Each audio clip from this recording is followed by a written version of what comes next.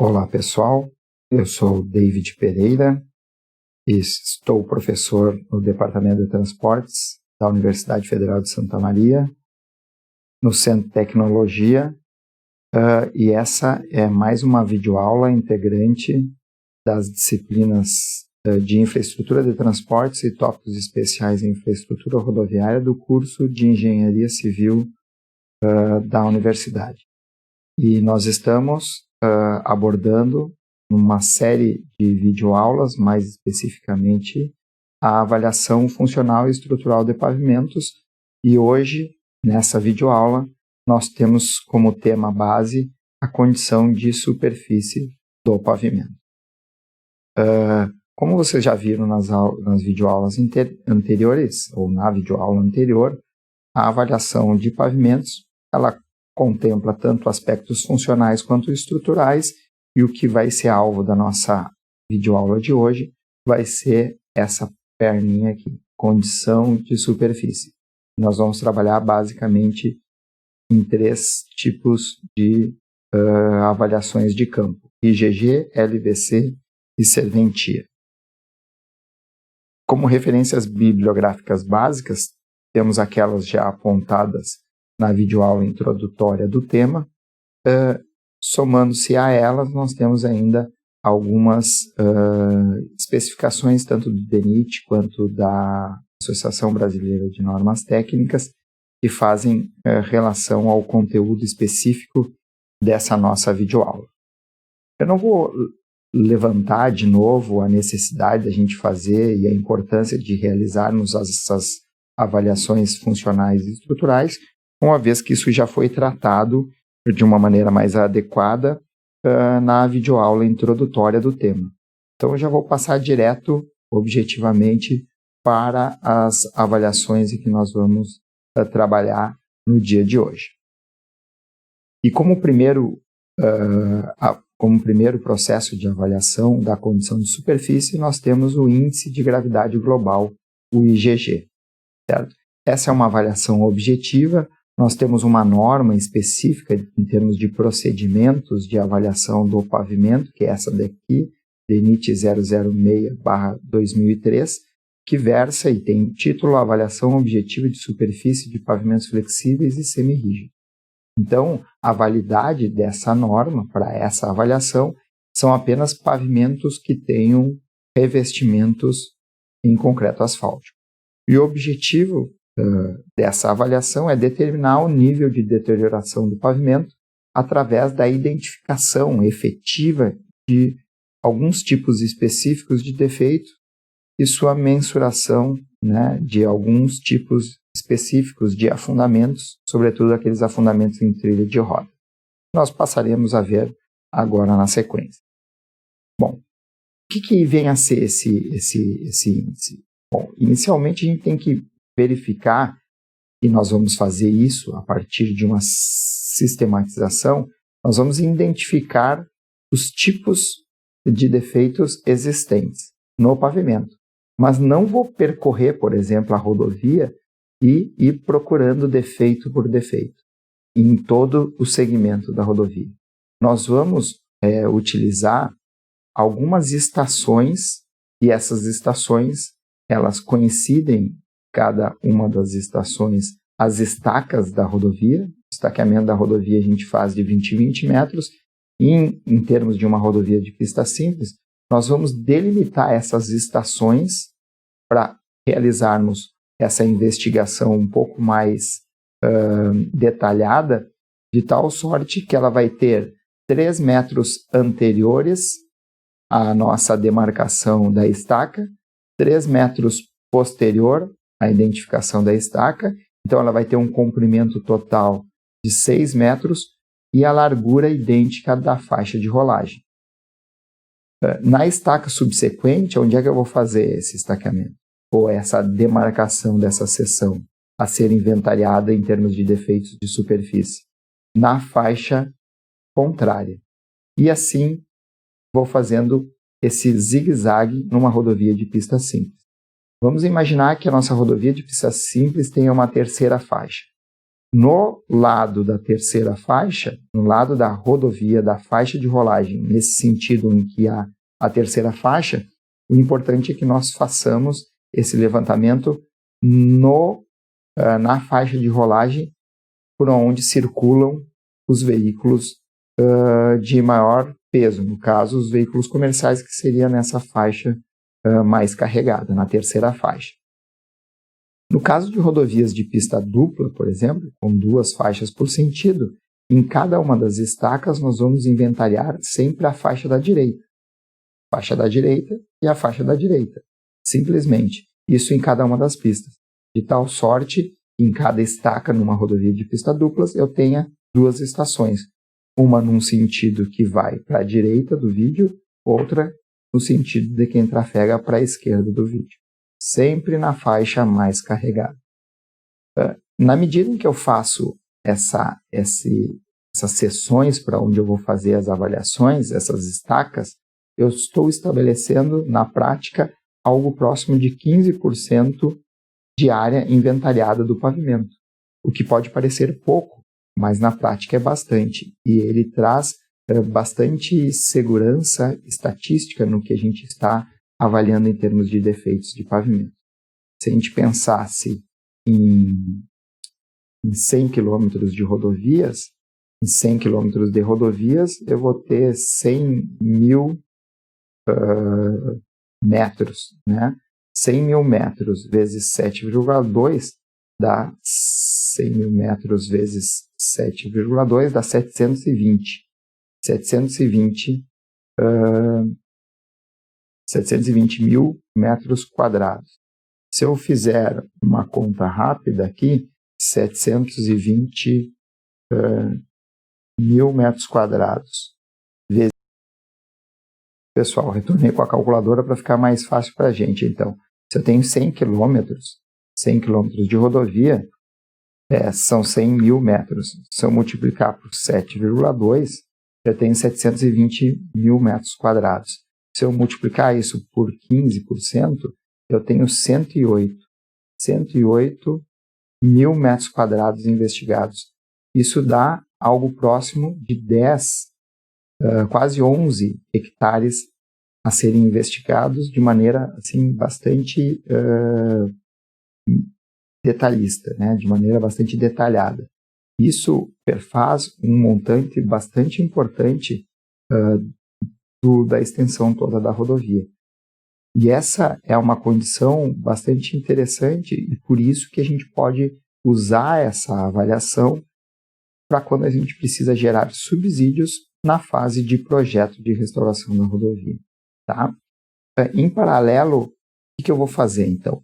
Eu vou avaliando dentro de cada uma das estações todos os defeitos que estão presentes e, inclusive, temos uma tabela, né, que tem aqui como modelo na própria norma, em que eu tenho que identificar a presença ou não. Então, cada linha aqui representa uma dessas estações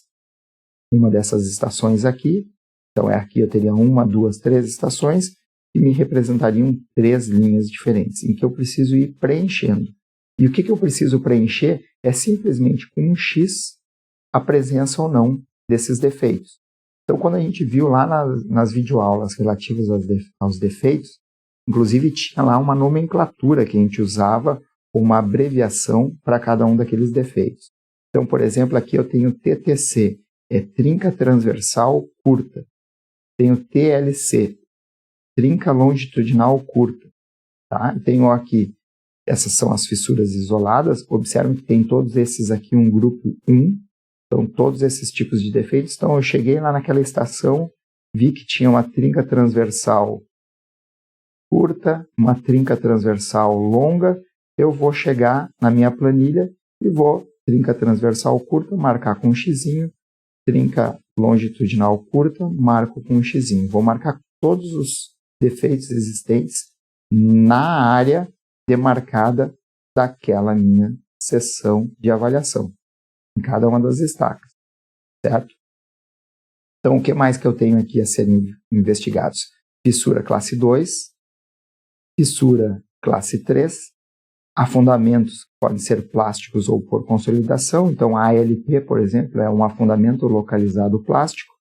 Um ATP é um afundamento em trilha plástico. Os conceitos desses defeitos, vocês precisam dar uma retomada no conteúdo das videoaulas que nós tínhamos lá de defeitos de pavimentos. Temos um outro grupo de defeitos. Observem que esses númerozinhos, conforme eu havia mencionado para vocês, fazem relação a um agrupamento de defeitos semelhantes. Então, aqui eu tenho de grupo 4, que são os afundamentos. O número 5 diz em relação aos defeitos ondulação, panela e escorregamento de massa asfáltica. EX é exudação, D é desgaste, R é remendo. E nós temos aqui trilha de roda interna e trilha de roda externa. Trilha de roda interna é aquela trilha de roda que fica mais próxima do eixo da rodovia. E trilha de roda externa é aquela trilha de roda que fica próxima ao acostamento. E observe que eu tenho que determinar as flechas lá no campo mediante a utilização desse equipamento aqui que nós chamamos de uma treliça. Ela tem 1,20 m entre um pé e outro externo, que a gente posiciona então fora do sulco formado pela trilha de roda. E essa aqui é uma haste que tem uma graduação em milímetros. E a gente então precisa colocar ela e fazer umas 3 leituras ao longo dessa sessão que a gente está avaliando para colocarmos a média da trilha de roda. Nesse caso, ele está investigando a externa, que está perto do acostamento, e nessa região seria a trilha de roda interna, tá bom? Isso tudo a gente vai fazer então esse inventário. Com base nisso, o que ocorre? Com base nisso, a gente consegue calcular um número representativo, alusivo, do índice de gravidade global do nosso pavimento, que é o IgG, que é um parâmetro que me diz quanto maior ele for, pior é a condição de superfície do nosso pavimento. Mas cada tipo de defeito especificamente, ele tem um fator de ponderação. Então, se a gente pegar os grupos de defeitos, né, tipos de ocorrência, então, grupo 1, 2, 3, 4, 5, 6, 7 e 8, isso tem a ver, conforme eu havia mencionado para vocês, com aqueles agrupamentos lá de tipos específicos de defeitos. Cada grupo desses defeitos, que estão elencados aqui, eles têm um fator de ponderação. E esse fator de ponderação é uma escala que o menor valor é 0,2, o maior valor é 1, e pondera, então, a gravidade ou o quão severo esse tipo de defeito, esse agrupamento de defeitos, ele é em termos de impactar a condição de superfície do pavimento. Em linhas gerais, de maneira mais simplista, quanto pior é o pavimento, é o defeito para o pavimento, quanto pior é o defeito para o pavimento, certo? Maior vai ser esse fator de ponderação.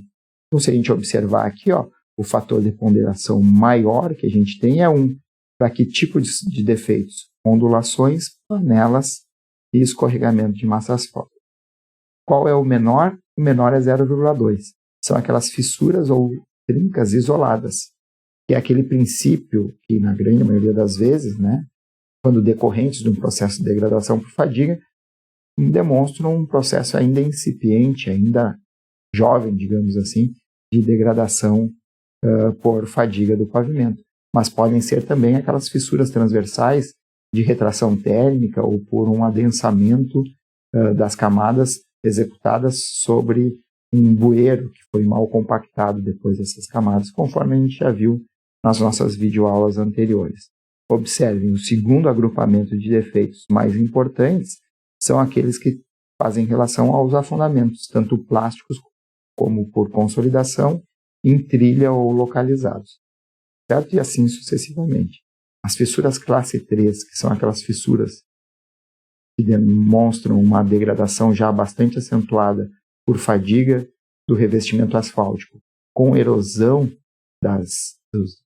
com perda já de material, eles demonstram que a gente tem aqui uma condição bem severa em termos de ponderação para esse agrupamento de defeitos.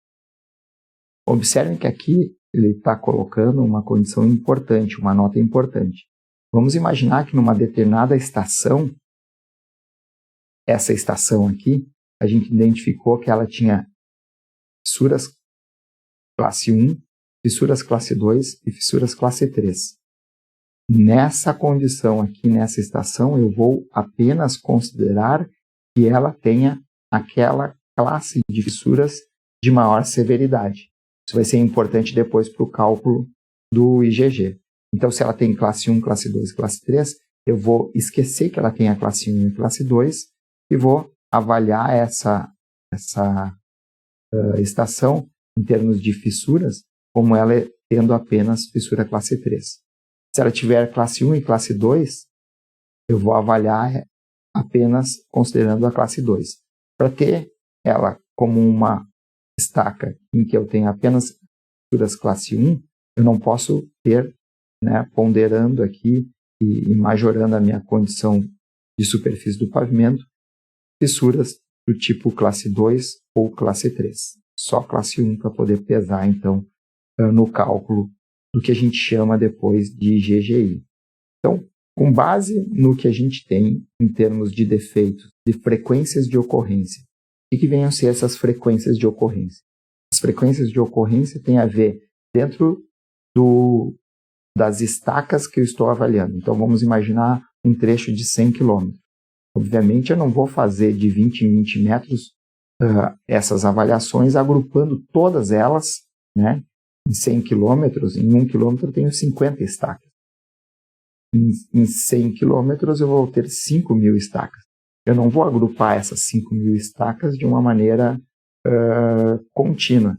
Eu vou tentar fragmentar esse trecho em relação, e a gente costuma fazer isso,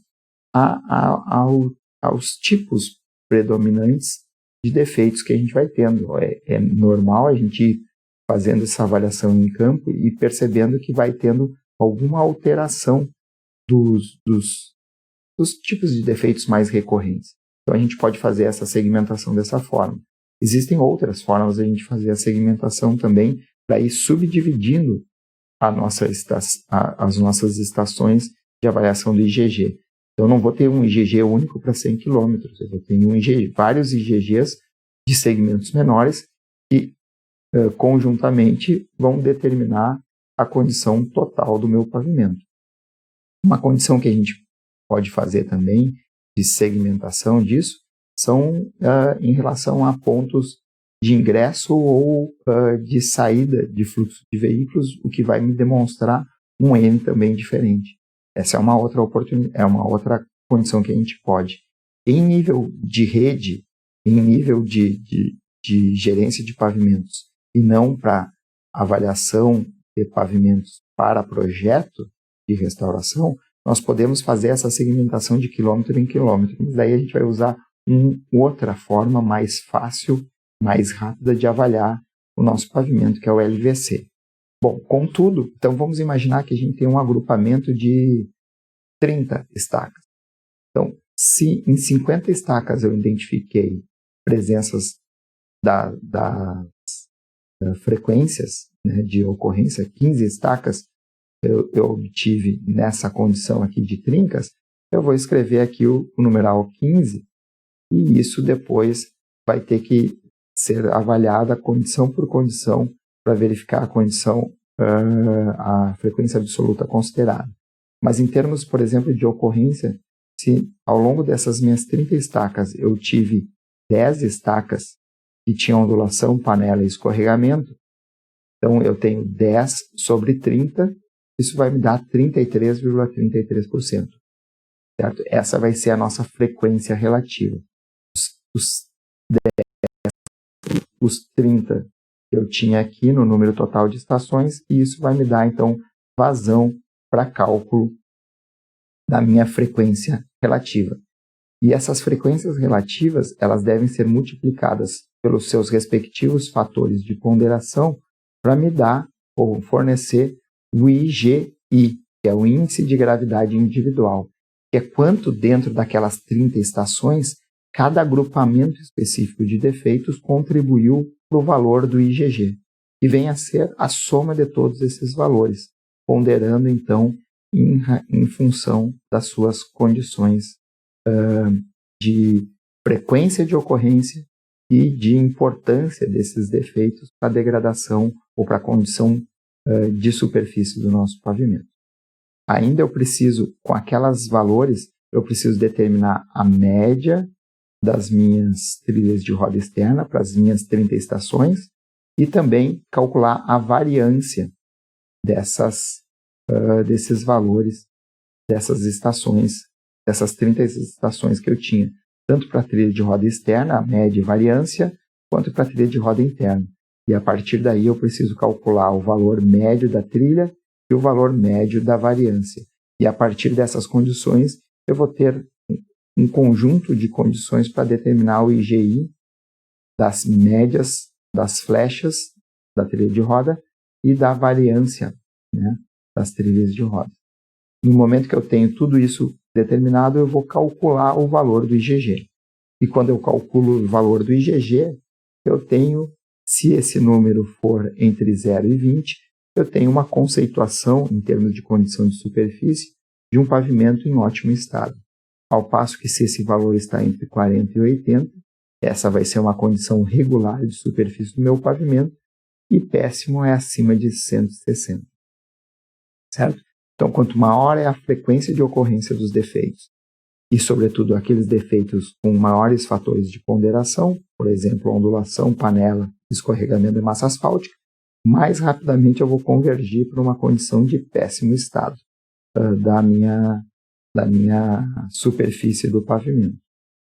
Alguns valores de referência para vocês.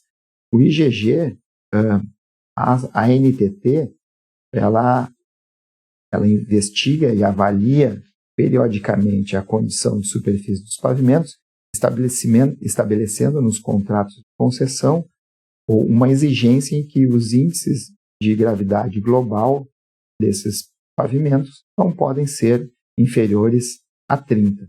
Inferior a 30 significa que eu tenho que estar no máximo na média aqui do índice atinente a um conceito bom de pavimento. E os afundamentos em trilha de roda, por sua vez, em alguns contratos da NTT, né, nos programas de exploração da rodovia, determinam que as concessões, essas concessionárias devem estabelecer sempre, ou devem fazer alguma intervenção sempre que o afundamento da trilha de roda estiver superior a 7 milímetros. Isso é importante, isso determina quando uma intervenção deverá ser conduzida no pavimento em que não se obtém, então, esses índices mínimos aqui, né? Na verdade, os índices máximos, né, permissíveis. Se o índice está maior do que esses valores, a concessionária deve fazer uma intervenção de garantir o reestabelecimento de condições mínimas satisfatórias para o pavimento. São condições, de certa forma, bastante interessantes e boas para a condição de rolagem dos veículos e para a condição de segurança, uma vez que o ATR, conforme a gente já viu nas videoaulas relativas a defeitos de pavimentos, ela está associada à presença de água na pista em dias chuvosos, o que pode culminar com acidentes de trânsito em função da aquaplanagem ou a perda da dirigibilidade desses veículos nessas condições mais severas de presença de água sobre a pista. Bom, só que esse levantamento de IgG, conforme vocês podem verificar, olha aqui, ó, é um levantamento bastante demorado e demanda muitas vezes uma equipe de apoio para desviar o tráfego e que, portanto, é bastante oneroso e que se presta basicamente a ser realizado em momentos em que a gente precisa fazer o projeto de restauração do pavimento. No entanto, o próprio DENIT ele estabelece a possibilidade de realizarmos um ensaio que é mais expedito, um ensaio mais simples de ser realizado, que é especificado aqui, normatizado pela norma 008 de 2003, que é levantamento visual contínuo para avaliação da superfície de pavimentos flexíveis e semi-rígidos. Tá? Então, esse é um levantamento muito mais rápido, em que a gente o avaliador vai trafegando pelo acostamento da rodovia a uma velocidade aproximadamente de 40 km por hora e ele vai anotando e identificando os defeitos existentes no pavimento. E ele vai identificando esses defeitos em uma planilha muito semelhante à do IGG, certo? Bom, ele vai fazendo isso de estaca em estaca? Não. A gente subdivide esse segmento de quilômetro em quilômetro. Então, eu vou ter uma avaliação do IGG, né, ou do IGGE, que a gente chama, que é o IGG expedito, a partir do LVC, de quilômetro em quilômetro. Né? E para fins de anteprojeto ou de gerência de pavimentos, vai me gerar um nível de informação adequado à nossa utilização. Então, a gente não precisa fazer o IGG quando estamos trabalhando com gerência de pavimentos. Certo? Na medida em que ele vai anotando lá naquela planilha os defeitos que estão sendo existentes, estão sendo percebidos ao longo desse trafegar com o veículo. Obviamente que quem trafega dirigindo o veículo não pode ser o avaliador. Geralmente o avaliador vai no banco de trás do motorista para poder observar de maneira mais adequada os defeitos que estão na faixa de rolagem ao lado do acostamento que ele está trafegando. Depois ele retorna em sentido oposto, fazendo a avaliação da outra faixa de rolagem. Mas, em paralelo à determinação, à identificação dos defeitos que ele está identificando, ele tem que dar um nível de severidade para esses defeitos. Né? Então, por exemplo, ele identificou um afundamento em trilho de roda, ele tem que, numa escala que chega a ser, de certa forma, subjetiva, ele vai dizer se esse afundamento ele é leve, médio ou elevado. E mais, ele também tem que dar uma ideia da frequência de ocorrência desses defeitos. Por exemplo, aqueles defeitos que são contabilizados em quantidades, como panelas e remendos, ele vai dizer que a frequência de ocorrência é alta toda vez que ele tiver dentro daquele quilômetro mais do que 5 panelas ou remendos identificados. E vai ser baixo se esse número for inferior a 2. E será considerado médio, entre 2 e 5 buracos, né, panelas ou remendos identificados. Aqueles que dizem em relação à extensão ou à superfície, a uma área, daí esses são os critérios de discretização entre as frequências.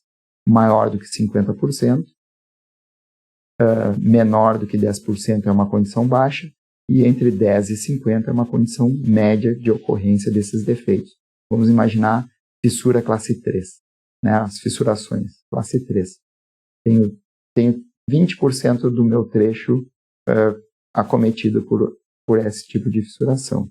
Então, eu vou dar uma frequência de ocorrência para aquele defeito que é elevado, né, porque é uma fissuração classe 3, em termos de ocorrência médio. Isso tudo irá entrar, assim como entra no cálculo do IGG, ele vai entrar para ponderar o IGGE desse nosso trecho assim investigado.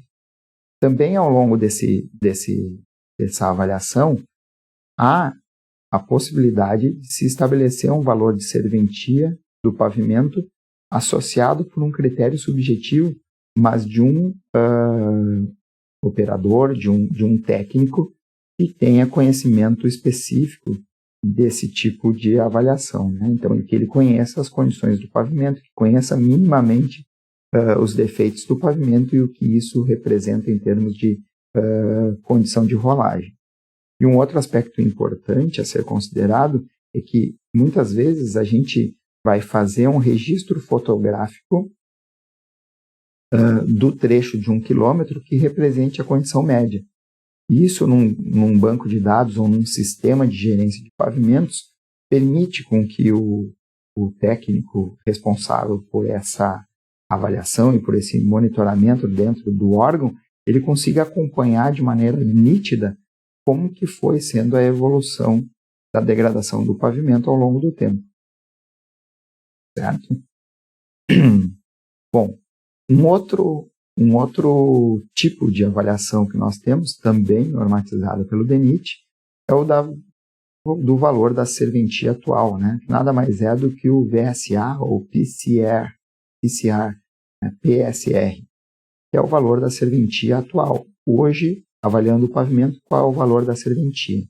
Só para a gente recapitular, então, o que é a serventia? A serventia é um número representativo da condição do pavimento em termos de segurança e conforto, que é dado, estabelecido, a partir de usuários leigos que não compreendem, então, não entendem de defeitos de pavimento, que não entendem de engenharia rodoviária, mas o pavimento ele é concebido exatamente para essas pessoas usarem. Então, é uma avaliação subjetiva da opinião de usuários leigos em relação à qualidade do pavimento. E essa nota vai de 0 a 5. 5 seria o valor máximo. Tá? No caso específico dessa avaliação aqui, existe também uma avaliação do valor de serventia para pavimentos de concreto. Tá? Mas nosso objetivo aqui, até pela supremacia em termos de extensão da nossa malha rodoviária em revestimentos asfálticos, nosso interesse principal aqui é demonstrar esses fatores e essas condições de avaliação, esses processos de avaliação para pavimentos asfálticos. Então, a gente consegue fazer essa avaliação com base em 5 membros que trafegam sobre o trecho com 2 veículos de passeio de porte médio. Eles precisam ser idênticos. O avaliador ele não dirige esses veículos e o motorista do veículo, né, obviamente que não avalia, mas há a necessidade de se fazer uma avaliação estatística para verificar se esses 5 membros de fato conseguem atribuir notas condizentes ao pavimento. Então, eu não vou pegar esses 5 membros do nada. Esses 5 membros devem ser representativos estatisticamente do público que usa ou dos usuários que trafegam naquela rodovia. Então, tem que caracterizar homens e mulheres, níveis sociais, econômicos, educacionais, para poder tirar desse espectro todo, né, 5 membros que sejam representativos dos usuários que trafegam na rodovia, mas, sobretudo, que também tenham condições de avaliar trechos bons como bom, trechos ruins como ruins e trechos medianos como medianos. Para isso, eu pego um grupo bem maior do que 5 membros, pego esses carros, levo eles para trechos que eu, técnico, já conheço qual é a sua condição de superfície, por exemplo, a partir de uma avaliação do IGG. Então, eu vou levar ele para a condição boa de IGG, para a condição ruim de IGG e para uma condição regular de IGG. Faço esses avaliadores realizarem o processo de avaliação e aqueles que têm tendências extremas, tanto muito otimistas ou enxergando o pavimento ruim como mediano, por exemplo, e o pavimento mediano como bom, esses não têm capacidade para fazer uma avaliação que, de fato, reflita a condição que ele está. Então, eu retiro desse meu grupo esses avaliadores que têm uma tendência a uma avaliação não representativa da realidade.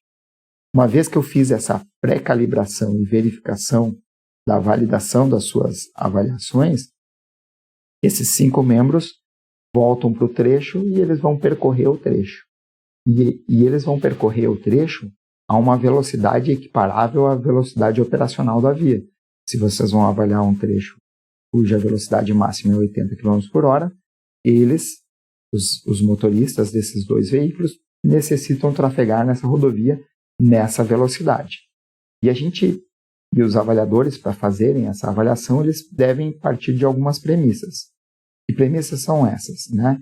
Primeiro, ele tem que se identificar e avaliar o pavimento como se ele tivesse a necessidade de viajar ou viajando nessa rodovia ao longo de 8 horas. Certo? Obviamente que ele não vai ficar 8 horas avaliando o mesmo trecho, até porque esses trechos são muitas vezes muito curtos, trechos de 1 quilômetro, por exemplo, se nós estamos numa fase de gerência de pavimentos. Então ele tem que se imaginar trafegando naquela rodovia por 8 horas. Essa é uma primeira dificuldade que impõe uma certa subjetividade bastante grande na avaliação por parte dos usuários leigos, né? Eles não podem trocar percepções entre os avaliadores, certo? Eles não podem trocar. Então, um avaliador não pode colar a avaliação do outro, não pode olhar a avaliação do outro. E como é que se faz essa avaliação? Se percorre o trecho uma primeira vez para que os avaliadores consigam compreender o trecho, entender o trecho e ter familiaridade com o trecho, sem fazer anotação nenhuma e sem trocar nenhum tipo de percepção com seus colegas avaliadores. Depois, percorre-se o trecho novamente, uma segunda vez, aí sim, com a avaliação do próprio, sendo realizada pelos avaliadores. Tá? Eu não posso fazer essa avaliação em condições climáticas desfavoráveis, chuva, neblina, com neve na pista, porque essas nem tão pouco à noite, porque essas são condições que acabam prejudicando a avaliação do usuário, né? E o avaliador ele tem uma tendência de, nessas condições desfavoráveis, de avaliar o trecho numa condição numa condição pior do que o trecho eventualmente seria avaliado numa condição satisfatória. Então, não posso trafegar no trecho sob condições climáticas desfavoráveis, nem tampouco durante a noite. E os usuários ainda devem desprezar algum indicativo visual de defeito. Por exemplo, ele olhou panela, eu não posso ficar, o usuário que vai avaliar não pode ficar preso à presença da panela. Ele tem que tentar avaliar conforme sua percepção, conforme sua sensibilidade em termos de conforto e segurança do rolamento. Se eu tenho uma curva muito fechada, aquela percepção ao trafegar naquela curva muito fechada deve ser retirada da avaliação dele, porque isso diz respeito à avaliação ou falhas na geometria, no traçado da via e não do pavimento em si, que é o aspecto que a gente quer avaliar de uma maneira mais adequada. Ele também, por exemplo, se fosse o caso de um engenheiro avaliar o pavimento, ele percebe lá uma fissura classe 2 e sabe que vai evoluir para uma fissura classe 3 e que isso vai gerar uma panela no pavimento. Então, o usuário, de certa forma, ele é leigo e ele não tem essa percepção que nós, engenheiros, teríamos ao avistar uma fissura classe 3. Tá? Isso poderia incorrer numa avaliação futura e não presente, porque esse é o valor de serventia atual. Não posso imaginar que a fissura classe 2 um dia vai se transformar num segmento com panela, né? Porque isso vai acontecer futuramente. Eu tenho que dizer e dar a minha avaliação em função da minha percepção hoje do pavimento como ele está. Resistência à derrapagem. Então, se eu percebo que tem, por exemplo, exudação na via, o engenheiro já iria saber que aquela é uma condição insatisfatória em termos de atrito pneu-pavimento. Mas o usuário ele não tem essa percepção quando leigo. Então, essa também é uma questão que deve ser descolada da sua percepção e avaliação do trecho. Outros aspectos e que geram um certo desconforto, por exemplo, quando a gente passa por cruzamento férreo, né, passa sobre trilhos, ou a gente percebe no encontro de pontes, por exemplo, e viadutos, tem aquele solavanco, ou mesmo sobre as pontes tem o problema de juntas que geram um bumping, né, uma irregularidade. Isso tudo deve ser descolado da sua avaliação, certo? Inclusive, trechos muito longos sobre pontes devem estar fora do trecho de avaliação, porque na ponte a gente não está avaliando a degradação do pavimento em si, de forma geral com que ela acontece. A gente está avaliando a condição do pavimento sobre uma ponte que é uma estrutura que tem lá seus trabalhos, né, seus deslocamentos estruturais e térmicos completamente diferentes. Então a gente não pode levar em consideração essa condição aí. Aqui, pessoal, eu tenho um vídeo que mostra mais ou menos essa avaliação de um trecho. Aqui estamos em Santa Maria. O vídeo tínhamos avaliadores, 3 avaliadores nesse veículo, um carro da Guarda Municipal de Trânsito, que está fazendo o nosso lá na frente um da polícia, aqui da Guarda, está nos protegendo para que a gente possa percorrer o que é aqui o corredor de ônibus. Aqui está em pavimento de concreto, certo? Mas com os avaliadores, então, fazendo a avaliação do valor de serventia do pavimento. Observe então o vídeo. Então, a avaliação está sendo feita na velocidade operacional da via. A velocidade operacional da via, conforme mostrou ali, é 30 km por hora no corredor de ônibus, certo? Aqui nós temos um cruzamento, esse cruzamento não é no mesmo tipo de revestimento, portanto, o usuário deveria desprezar essa condição de solavanco que eventualmente ele percebe, né, de bumping, percebido nessas transições aqui, nessas interseções. Outra coisa que eu não posso fazer é parar na sinaleira, né, no semáforo. Então, por isso que tem esses batedores fazendo a nossa escolta para que isso não ocorresse. Certo? Então, esse é um videozinho apenas ilustrativo da condição que a gente tem. Quando o usuário vai fazer a segunda perna do trecho para fazer efetivamente a avaliação, esses 5 usuários, esses 5 avaliadores, eles vão receber uma planilha semelhante a essa, constante na norma. E ele vai fazer uma marcação da sua nota conforme é da sua melhor condição de percepção. Se ele é melhor nessa condição aqui, em termos de conceito, ele marca um xizinho aqui, né? Então, ele vai ser considerado como bom, né? Ou ele marca aqui. Marcou aqui. Então, a gente vai pegar essa nota, vai dizer que deu 3,25 nesse ponto. Ou se o cara é mais preciosista, o avaliador, ele pode pegar e dizer, não é 3,25, é 3,1. Então, ele marca aqui, certo? E o valor de serventia daquele trecho é igual à média das 5 avaliações que foram realizadas nesse segmento, certo? Basicamente isso que a gente faz. Algumas peculiaridades em relação a essas avaliações, eu estou me detendo um pouco mais, por mais que não seja tão usual hoje em dia, mas é porque ele tem todo um histórico e nós temos grande parte de alguns aspectos relacionados à gerência de pavimentos, a custos operacionais, vinculados ainda hoje com a serventia do pavimento, certo? Mas, e ele foi desenvolvido inicialmente lá na ASHE Road Test, né, que vocês já viram, sobretudo aqueles que estão cursando aí, ou cursaram a disciplina de infraestrutura de transportes, a videoaula sobre que entrou um pouco no detalhamento da ASHE Road Test. Bom, mas em relação às peculiaridades, é que técnicos fizeram uma avaliação com técnicos do valor de serventia, eles costumam ser mais severos do que os leigos, justamente por aquilo que a gente já avalia o futuro da degradação do pavimento e não a condição atual do pavimento. Mulheres costumam ser mais rigorosas do que homens, então pessoas que estão acostumadas a trafegar em rodovias de melhor estado, quando vêm, por exemplo, para o Brasil numa condição pior em termos de rolagem, obviamente eles vão dar a sua avaliação em função do que é a condição já de histórica dele, né, de tráfego em rodovias. Eles costumam trazer avaliações piores do que os nativos, né, daquela região. E em relação ao tipo de veículo, né, porque essa avaliação tem que ser feita com um veículo médio, né? Se pega um padrão médio, pode pegar um padrão em termos de custos médios, mas você sabe que é um carro mais popular, um carro mais luxuoso, é o padrão intermediário, né?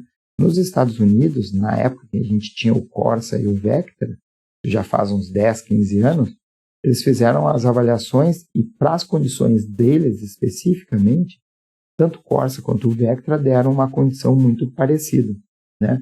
É como se hoje nós estivéssemos avaliando com um carro da Ford, por exemplo, um K, Ford K, e sem fazer nenhuma propaganda, e um carro melhor da Ford lá, que é o... E a comparação que a gente tinha, então, com o K seria do Fusion, que é um outro carro mais top de linha da Ford. Tá? Então, não teve muita alteração. Mas, obviamente, que os veículos, todo o sistema de suspensão desses carros vendidos nos Estados Unidos, provavelmente sejam um pouco diferentes das condições desses nossos carros mais básicos aqui no Brasil. Bom, Em linhas gerais, pessoal, quando a gente olha assim, uma condição de pavimento como essa, a gente percebe que ela tem uma boa condição, eu tenho poucos defeitos, consequentemente o valor de serventia é alto, né, mais próximo de 5, e o IgG ele é baixo, certo? Ele é baixo porque eu tenho poucos defeitos, e isso vai me dar uma ponderação baixa, IgGI baixa, a soma de todos os agrupamentos vão gerar um valor de IgG baixo. Essa aqui seria uma condição regular, intermediária, né? Temos alguns defeitos na estrutura, na superfície do pavimento, VSA médio, estamos lá por ordem de 3, e IgG médio também. Aqui eu tenho um IgG muito alto, porque eu tenho muitos defeitos ponderando, provavelmente o trecho aqui teria um IgG bem superior a 160, que é o limite de IgG, acima do qual o IgG já é considerado péssimo, pavimento. Um VSA bem baixo, né, porque a condição de rolagem já não dá tanto conforto e segurança para os seus usuários. E a condição, então, de defeitos seria atribuída a uma condição ruim, certo? Um material a mais que eu trago a vocês aqui é que essa condição de superfície do pavimento, esses inventários, com o avanço tecnológico, a gente tem tentado trabalhar, né, e sobretudo para dar produtividade, rapidez e redução de custos, com sistemas automatizados, ao menos na avaliação de campo, na identificação de campo desses defeitos. Uma necessidade ainda, de certa forma, grande de pós-processamento dessas imagens. E nada mais é o que o pessoal tem utilizado hoje em dia, é um sistema que vai escanerizando, como se fosse fazendo uma escanerização da superfície do pavimento, filmando esse pavimento, um sistema que seja capaz de atrelar os frames, né, que são as películas, as imagens, as fotografias que são tomadas sequencialmente, vinculando essas fotografias a uma distância percorrida e medida com bastante precisão, vinculado ainda a informações georreferenciadas. Tudo isso agrupado nos permite que a gente tenha, então, um sistema que consiga fazer a avaliação das condições de superfície, ou ao menos a identificação ou a escanerização desses defeitos lá no campo, para que depois em escritório a gente faça ou o cálculo do IgG, do IgGE, ou algum outro índice que a gente queira realizar. Então a gente já tem sistemas nacionais aqui que foram desenvolvidos, e eu trago um exemplo aqui do Rodrigo Barella, que quando fez seu mestrado lá no final da década de 2000, lá na USP, sob orientação do professor José Tadeu Balbo, ele trouxe essa condição, né? Já existia sistemas semelhantes fora do Brasil, mas ele desenvolveu na empresa que ele é um dos sócios, Cibermétrica, um sistema que é capaz de fazer exatamente isso. Então, cada frame, cada imagem, cada fotografia tirada do pavimento está associada a um determinado quilômetro. Então, existe um software depois, né, que a gente consegue processar essas imagens, e se eu quero determinar o IgG, eu tenho isso naqueles 6 metros que eu preciso, eu vou investigar só os defeitos que eu tinha ali. Uma das limitações, de certa forma, que se tinha naquela época é porque a gente não tinha essa imagem em 3 dimensões. Eu preciso determinar, inclusive, o afundamento em trilho de roda, né? Ou ter clareza desses afundamentos para, de fato, me certificar se é um afundamento ou se é uma mancha na imagem, que é plana, né, em 2 dimensões, que é uma mancha de uma exudação, por exemplo. Mas esse sistema, atualmente, ele vai embarcado com outro sistema, que quem vai assistir às aulas de regularidade vai verificar lá que é um sistema de perfil, né, de determinação de perfil, um perfilômetro inercial a laser, que consegue, em paralelo, obter a imagem do pavimento, junto com essas medidas que são capazes de determinar se aquela imagem está associada a um afundamento em trilho de roda ou não tem essa irregularidade transversal no pavimento, certo? E ainda estão estudando bastante, sobretudo agora com a inteligência artificial, uma forma de realizar essa avaliação de maneira automatizada. O inventário era automatizado e ainda é automatizado. Porém, a avaliação ainda demanda bastante esforço humano para sua determinação, por exemplo, do IgG, do IgGE, e isso o pessoal está usando agora algumas ferramentas de inteligência artificial para poder fazer essas verificações. Eu lembro de uma das mesas que eu pude ouvir num dos congressos, o pessoal estava discutindo como fazer, sob o ponto de vista computacional, a identificação dessas fissuras para verificar se essas fissuras são decorrentes de um processo de degradação por fadiga, se de fato são fissuras ou é um problema de imagem, se é um problema de fissura por retração ou se é uma fissura por princípio de processo de degradação à fadiga. Então, quando vocês forem para o mercado, é muito possível que quem for trabalhar na área se depare com um sistema totalmente automatizado, não só de inventário, mas também de avaliação desses defeitos e da condição de superfície. Então, a gente já sai com um pacote pronto, uma vez que a gente pode trafegar, inclusive, com velocidades próximas ao operacional da via, sem influência do tráfego. Tá? Isso vai ser importante e vai trazer substancial vantagens e economia na hora de se fazer esse tipo de avaliação em campo. Bom, pessoal, portanto, nós finalizamos essa parte de avaliação da condição de superfície do pavimento. Volto a informar, é importante essa avaliação, porque vai gerar subsídios para a gente dimensionar estruturalmente o reforço do pavimento, sobretudo no que diz respeito às nossas normas nacionais, e especificamente a avaliação de IgG. Bom, está aqui meu e-mail, fico à disposição para tirar eventuais dúvidas, qualquer contato, dúvidas, sugestões para melhoria das nossas videoaulas, e espero contar com a presença de vocês nas próximas videoaulas. Só reforçando, quem faz a disciplina de infraestrutura de transportes irá assistir apenas daqui para frente as videoaulas atinentes às avaliações estruturais de pavimento, tanto a prospecção quanto a análise deflectométrica. Enquanto o pessoal está matriculado e está na disciplina de tópicos especiais em infraestrutura rodoviária, ainda vai ver as videoaulas, assistir o conteúdo relativo tanto à irregularidade do pavimento quanto a atrito pneu-pavimento. Então, fiquem bem, saudáveis e aguardo todos na próxima videoaula. Um abraço.